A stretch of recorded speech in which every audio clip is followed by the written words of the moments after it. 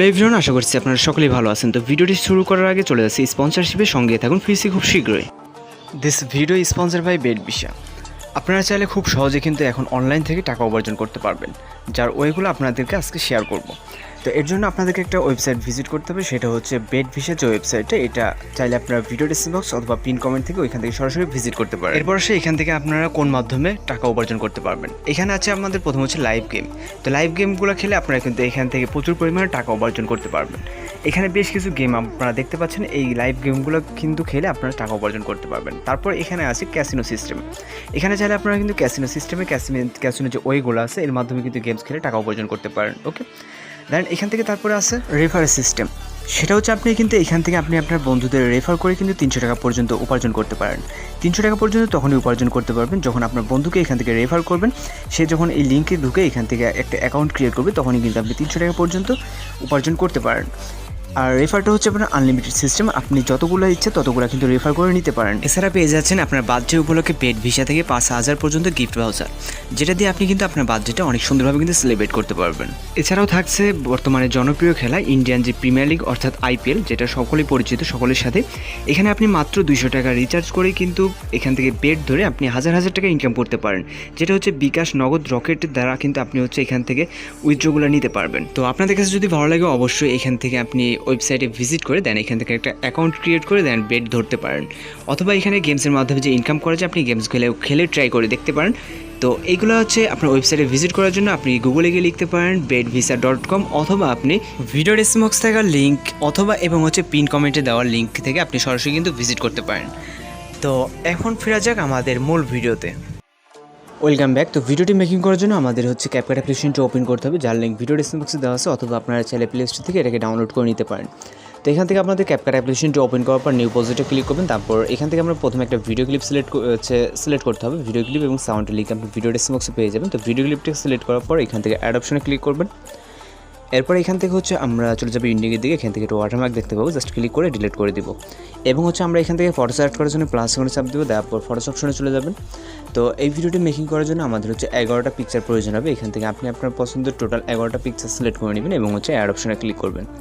এরপর আমাদের ফর্মেটটাকে চেঞ্জ করে নিতে হবে, এর জন্য ফর্মেট অপশনে ক্লিক করবো। তারপর এখান থেকে হচ্ছে 6:9 ক্লিক করবো।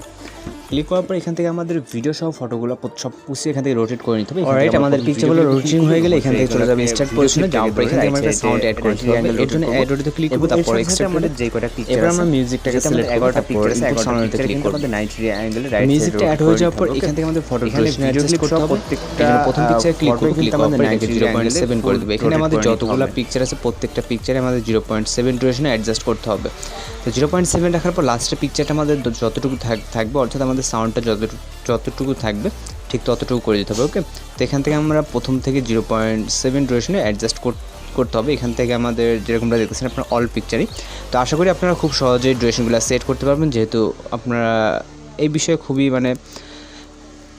ভালো বুঝেন আর কি। ড্রেশনগুলো বা ক্যাপকাটের যে বেসিক নলেজ সব সম্পর্কে আপনাদের ধারণা আছে খুব ভালো।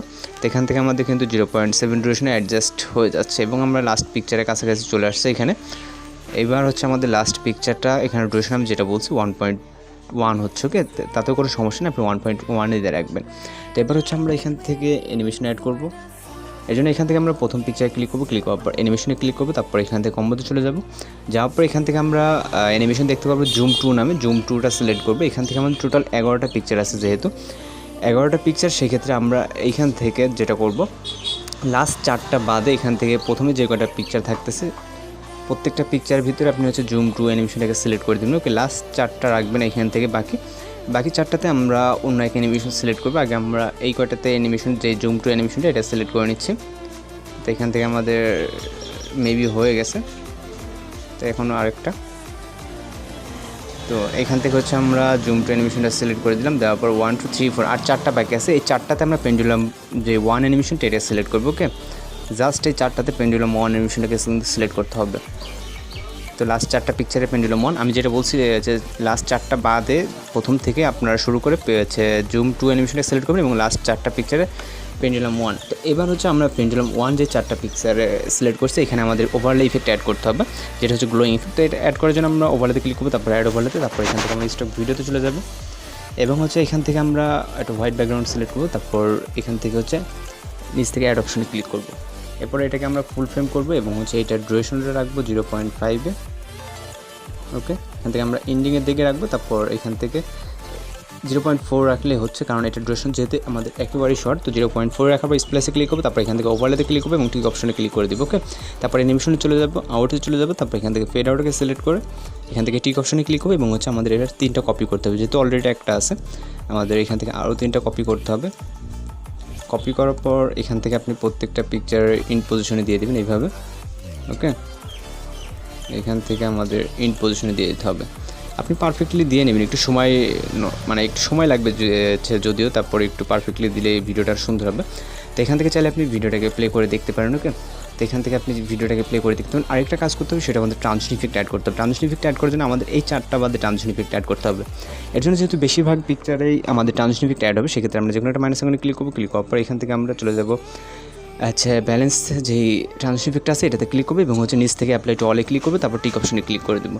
ওকে, অ্যাপ্লাই টু অলে ক্লিক, আমাদের যেহেতু বেশিরভাগ ট্রানজিশন ইফেক্ট অ্যাড হবে একই, এর জন্য আমরা অ্যাপ্লাই টু অলে করে নেব। এবং এই 4টা হবে না, 4টা বলতে এখানে 4টা মাঝখানে 3টা ট্রানজিশন হচ্ছে। ওকে, আমরা এটাতে ক্লিক করবো, ক্লিক করার পর এটাতে নানে ক্লিক করে দেবো। ওকে, নান অর্থাৎ আমরা এটাকে রিমুভ করে দিচ্ছি। আমরা যেহেতু আমাদের এই 3টাতে প্রয়োজনে, লাস্ট যে 4টা পিকচারের মাঝখানে 3টা ট্রানজিশন এটা প্রয়োজনে।